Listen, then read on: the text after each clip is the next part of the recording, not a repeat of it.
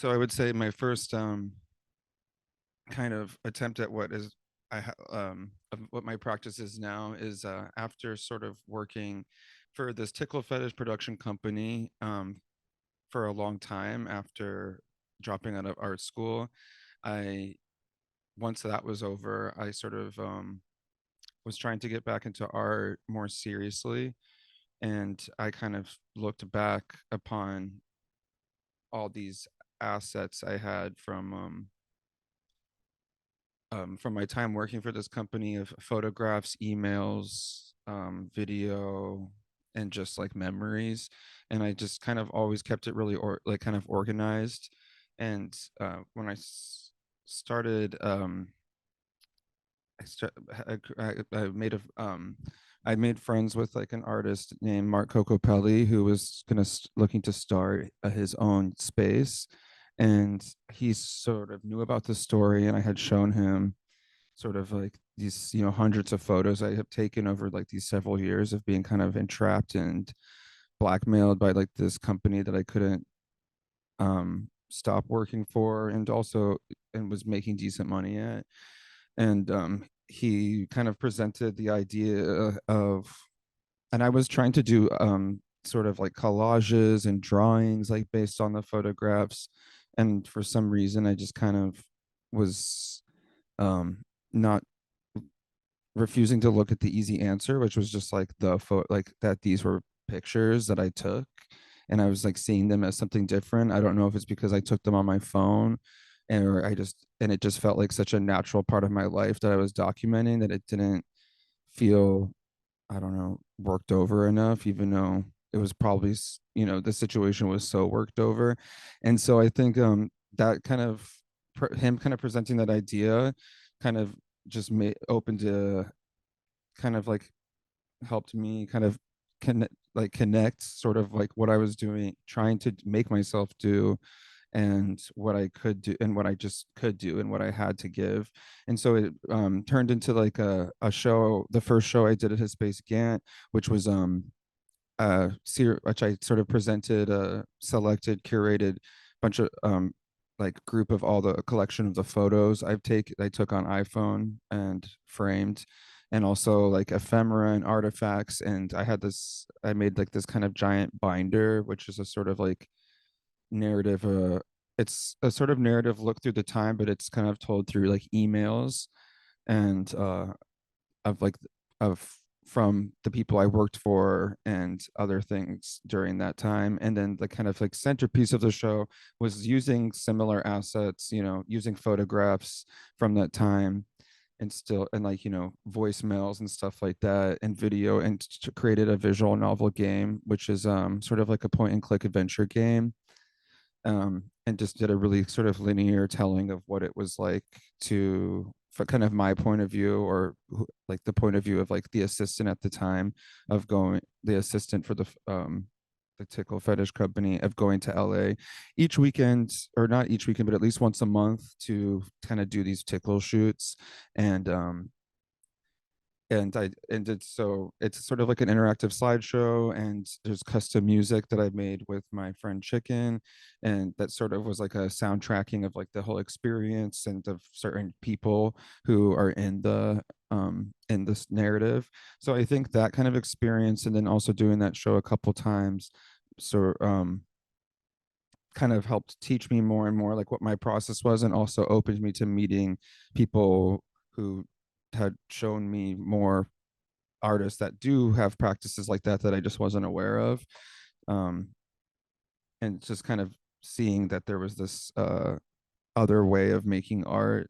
What was really important about that work for me, and another big centerpiece of my work, is working with narrative. So making the visual novel games are really a big part of my process or my practice, because it sort of is takes all these elements of like narrative, you know, photography, and these assets that we all take on a day-to-day life, that we all kind of like that we all kind of just naturally collect, whether we're like going through a crazy experience or not, or just a mundane experience. And it's sort of like just about organizing those things and organizing them together, and um sort of, I guess, creating meaning with it, or telling a story with it, or something like that.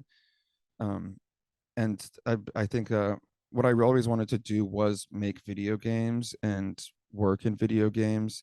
I think I'm kind of like a or what I learned about once, and I sometimes think I am, is like a kinesthetic learner, which is people who, or just type of learning you learn by like physically moving your body or physically experiencing something. So I've always been really drawn to interactive art or video games, because I kind of saw in some way as that being like the ultimate medium, like where you have to become part of the thing. You have to become part of the art. You either have to interact with it or be a player, or you have to be a part of it for in order it to work. And for me, I just, as someone who grew up and had a lot of like, I think, positive experiences, or whatever cope, like, good cope experiences with video games, that was just always something I was really attracted to. And I think there was like a while where I think I would see more interactive art and stuff, but it kind of was very just about interactivity, and not sort of like, tying it with something else. And I think and so I'm trying, so in a ways a lot of games or interactivity, I think, can be about escapism. And so I think with these type of games I'm making, I'm trying to um create a game that's not necessarily fun to play. It's maybe a little laborious, it's maybe kind of like stressful, but that's kind of the point. It's kind of like more of like a suffering game, because, and it's, I think it's a way to, I guess it's my way to try and like prove that this medium, of what the medium's capable in some way, with my limited skill. And so yeah. Yeah, no, I mean, I guess it's suffering for some, but I guess some people, I think, really I think it can also be really fun for some, maybe.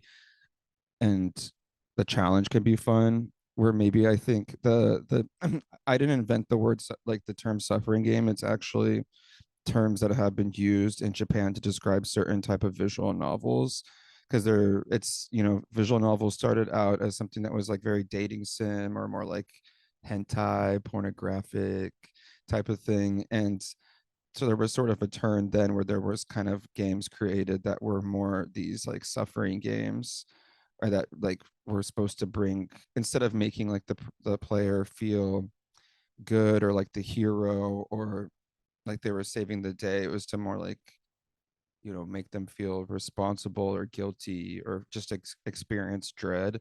And I think it's you know it's more in this format. I think it's more similar to maybe just any type of media that like works with that kind of narrative.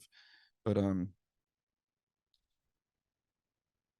I think it's kind of the about um like the games are supposed to be sort of anxious, so you kind of feel better at the end when it's over, or when you get through it, kind of like life. Like, I guess, like you go through like a really hard experience, and the kind of feeling of relief when you get through it, or it just makes those moments, I think, like shine a little brighter. And that's kind of like, I feel like, more of what it's trying to emulate.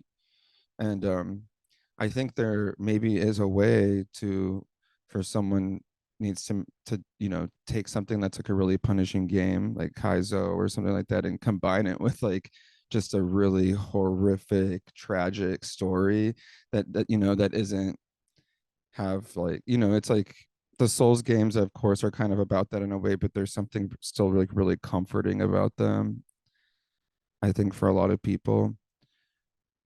Like the punishing games are more about like punishing yourself, like, than where I feel like the suffering games are to like actually like feel relief in the end, or feel relief when you stop playing, maybe. um I'm speaking in terms of like these visual novels a lot too, and which are so narratively based, and interactivity is often kind of minimal, and in a lot of ways you could even be say like, am I is this even a game? Because it's so also based on just narrative. It's just sort of such an extensive mixture of like narrative, like a book and like an interactive book and game. um which is like kind of where I have more focused my attention on right now. But I think um it's just because it's where I focus my attention. It doesn't mean think I think it's like the only way to do it, or like the way I want to do it forever. It's kind of just kind of yeah, I think it's just one side of it. It's like like it's just one side of it. It's like all games are just like you can break them down into assets, but like the assets for a visual novel, it's like visual, sound, text. And so I think with that kind of thing, it does allow for a more intimate experience. And I think, especially other visual novel games I played, I think the feeling of POV is like kind of more real in a lot of ways in those kind of moments. If you can get into playing a visual novel game, then, your most like realistic shooter or something like that. And I think it's in a lot of visual novels do have a lot of post production, or very like anime and very like crafted and stuff like that. But I think in order to tell the story, what I learned in like telling the story of the tickle thing is that it kind of needed to be as kind of neutral and raw and just like straight and just kind of just like what exactly it is with because I could have even put more of my negative feelings about it, and that like during the time, which I think it is, pretty obvious that like maybe I'm not super happy with the job or something in it. But I think it wasn't all bad all the time. Like there, of course, when you do something for years, there's a lot of fun moments, or moments you just kind of like allow to be fun, even if you're not happy with it. And so I think um it was really just important for me to just like tell the story. And the thing that was so perfect about that is that it just kind of did just kind of happen, like not just like the experience just happened, but the work just kind of happens. Like the game just became like, I just knew immediately that like the format of the game was going to be a weekend, and it was going to start in the airport and like end basically in like like whether in another airplane, end in another airport, or and just like sort of like the last scenes where you pay the model, where we pay the models and stuff. And I think that was, I just lived that like experience, that exact weekend so many times that it just it just made the game that way. Like those were the photos I had. It was just, I don't know if that's what you call auto fiction or what, like, but it's something or something, I don't know.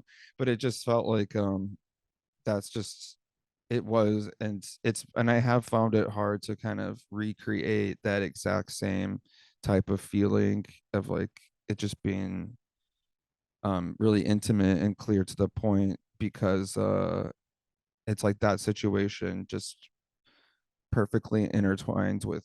And I guess I learned so much from that experience, because that's kind of what I'm always looking for in games. It's like, for me, with some of like the games, like the Dark Soul games, the things that stand out to me is that like the gameplay and the aesthetics and the story of the game, and how the story of the game is told, all are really symbiotic with each other. They all work so perfectly, and they all kind of reflect each other. And it's just and so that's why like Sem worked so well for me, is because it's like the story, even without it just all just like makes sense together, and they both all enhance each other's things. And it's such like a hard thing to sometimes, I think, recreate. And and but I think I try and redo certain, I try and like fall like remember how I made that for like the what I was doing when I first made that game, to sort of like reenact it, whether it's like pulling an all-nighter or like, and having to write sort of more like allow myself to write more free form or something like that, and not like sort of backspace and autocorrect or overthink how to perfectly describe how I was feeling in a situation. Because then any situation, you understand it way more in hindsight. Um, so yeah, and I think also like the photos I in Sam is often too. It's like I wasn't supposed to be taking them, so a lot of them were kind of taken a little bit secretly. Like I wasn't necessarily. I'm sure I like it was just very casually, very secretly. Sometimes we take photos all the time, and the people were around maybe didn't see we took a photo of whatever. And so, I think there's something about that too that just makes the photo stand out a little bit more. Is like the kind of like secret voyeur, like I'm not supposed to be seeing this type of like vibe that comes with the photos. And it's like and all the interior, all the kind of like levels or interior different scenes in that game is inside hotel rooms on set, like on closed sets, sort of like very kind of private, like things where when someone closes the door, unless you're like on the other side of the door, you don't really see what happens or something maybe. My photo series in School of Truth is called Go to Sleep photo series, and it's a um sort of a kind of four different flavors of like the same photo. I guess I was I don't know. And now I kind of feel like I was trying to be like a little like Andy Warhol or something. But it's like one of the photos is from my time working for the Tickle company. I didn't actually take the photo. I was definitely on set, but it was like a photo that the Tickle director who kind of directed all the Tickle shoots, who used to be in pornography in like the 80s. Like he would just take random photos too. And I remember him just sending me a bunch of photos once, maybe years after, or I don't know. There's been certain times I've gotten more photos out of him from like times we went to New Zealand or just in general. And sometimes he sends me photos to be like, oh, look at remember when our life was so crazy or something like that. And some of the photos, I mean, honestly, I could have taken the photo. I'm pretty sure he took this one, but um some of the photos he took were really cool. And it's this photo I had for a while of these two guys sleeping, and I sort of have and then also photos of overlaid with photos of Vegas. And it's this go to sleep kind of series I've always had in the back of my mind, which is just a lot of photos I've taken of beds or just collected of people sleeping. I don't know why. I think it's just because I like to sleep a lot and I like to lay in bed a lot. And that's kind of like my perfect date, is like just laying in bed. And so I don't know. I feel like a lot of people maybe get really, really manic during stress, but like I get really tired. And so these are four different kind of takes on this kind of view of New York, New York, hotel in Las Vegas from a hotel from a room in the MGM Grand, and this other photo of like these boys going to sleep from a tickle shoot, of these tickle models who fell asleep while waiting to be tickled or after they were done being tickled. And vague and I don't know, I really associate hotel rooms with like good sleep. And